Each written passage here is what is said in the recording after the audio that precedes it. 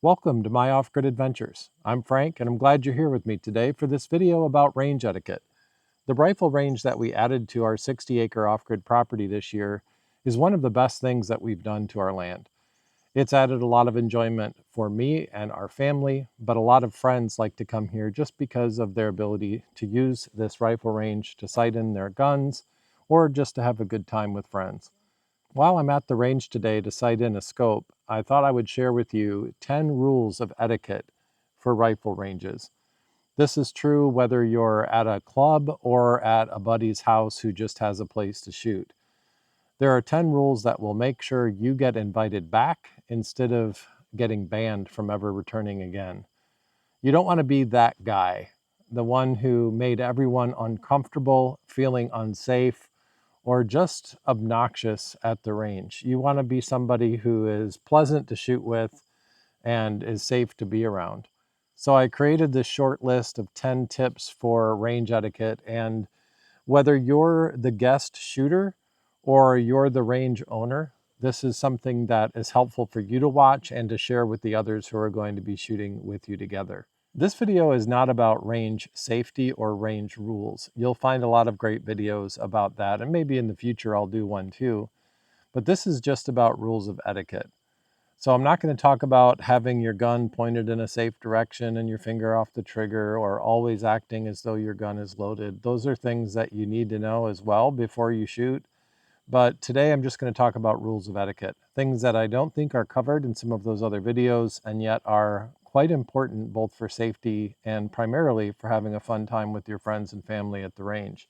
The first rule of etiquette for a rifle range is when you arrive, ask the property owner for instructions.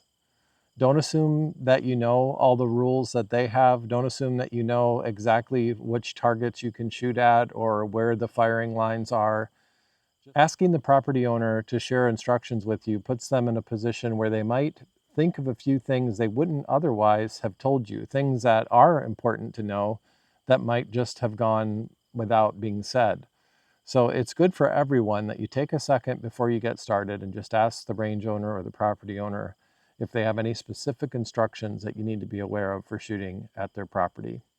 The second rule of etiquette for the range is to not handle anyone else's weapon without their explicit permission to do so.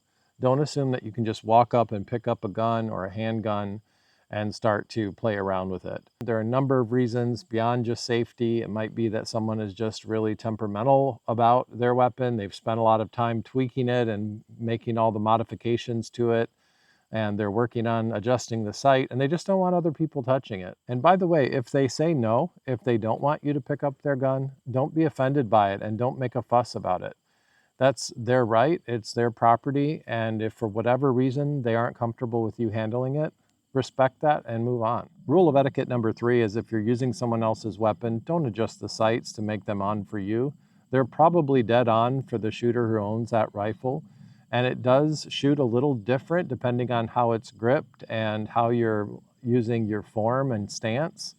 So just leave it alone. If you realize after the first couple shots it shoots high into the right, just aim low into the left and don't make any changes to their gun. That's a big no-no, and that will definitely get you off of the list to be invited for future activities at the range. Rule number 4 of etiquette at the range is to make sure the other people in the area have their hearing protection on before you start to shoot. That might sound like a rule of safety, and that is true that for yourself, it's a matter of safety to have hearing and eye protection when you're shooting. But in this case, I'm referring to the etiquette of making sure other people in the area have theirs on before you start to fire. That way, no one else is shocked or alarmed or has their hearing injured in any way because you shot before they knew you were about to start. Rule number 5 is to make sure you know where your casings land and make sure they're not hitting anybody, especially in the head or in the face. This happens a lot because every weapon ejects its shells a little differently. If you're a right-handed shooter, the shells are going to go to the right and behind you.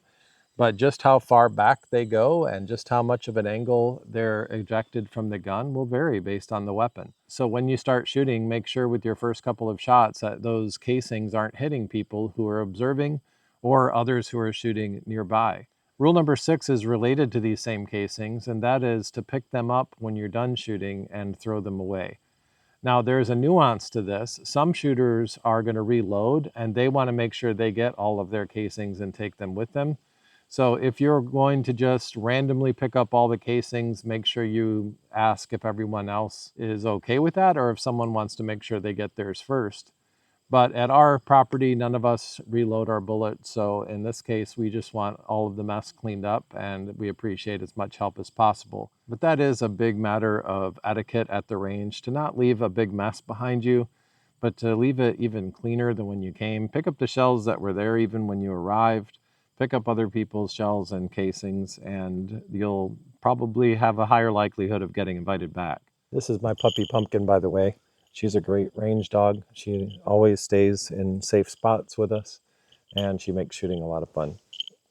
The seventh rule of etiquette for the shooting range is just not to be excessive with your shooting.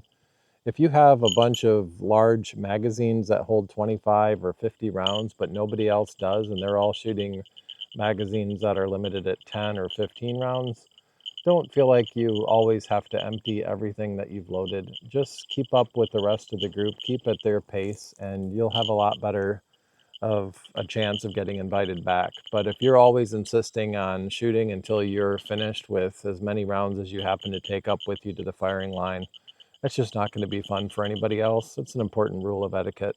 Rule number 8 is to not get fancy, especially if you're not an experienced shooter. You might think that it's cool to hold your gun, especially a handgun, kind of at an angle, or maybe to shoot 2 handguns at the same time, or to shoot a shotgun from the hip.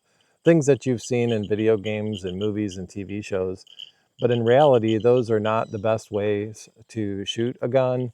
And if you're not an experienced shooter who can do trick shots and different things like that, it's best to just use proper form and grip. So don't come to the range, especially as an inexperienced shooter, and think you're going to be a hot shot and do some really fun, wild and crazy shooting. Just stick to the basics, and that'll be a lot better for you and everybody else.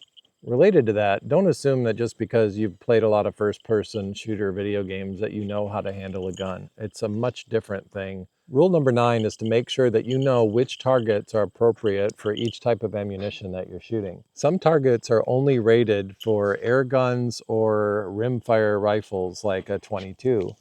And if you shoot at those with a 9mm, you're going to destroy that target. And those targets are usually $30 to $50, which might not sound like a lot of money to you, especially compared to some of the high-end targets made for the bigger caliber guns. But still, you don't want to break somebody's property, especially a target they really enjoy plinking at with the smaller weapons. The last rule of etiquette is to offer to pay when you leave to help cover the cost of the ammunition, the time at the range, and even the targets.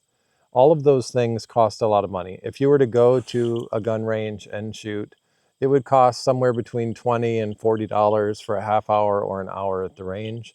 But also, if you're using their weapons and their ammunition, that adds up to something like $15 to $20 a box of ammunition. Even the splatter targets are somewhat expensive to buy. So it's always a good idea to insist on the range owner or the property owner taking some money just to help compensate for the cost of everything that they're doing and being generous to have you out. One quick bonus tip before we go is to make sure you thank the property owner for inviting you to their range and spending some time with you. It can be intimidating to let someone shoot a weapon on your property and shoot at targets and shoot with guns that you have a lot of nostalgic love for, guns that have been in the family for generations and things like that. So when you get a chance to shoot with someone, make sure they know that you're grateful and you appreciate the opportunity to do it. Well, those are the 10 rules of etiquette that we have for our range here at our 60-acre off-grid Michigan property. And for anyone who follows those rules, they're much more likely to get invited back for another fun day of shooting. If you'd like to add more ideas to our list, please do that in the comments. I'd love to hear other rules of etiquette that you found to be helpful for you at your range or when you're a guest at someone else's range. And if you'd like to see more content about living off-grid in Michigan, please subscribe. We'd love to have you join us. Thanks for watching. We'll see you next time. Yeah? Are you a good range dog? Yes, you are. Yes, you are.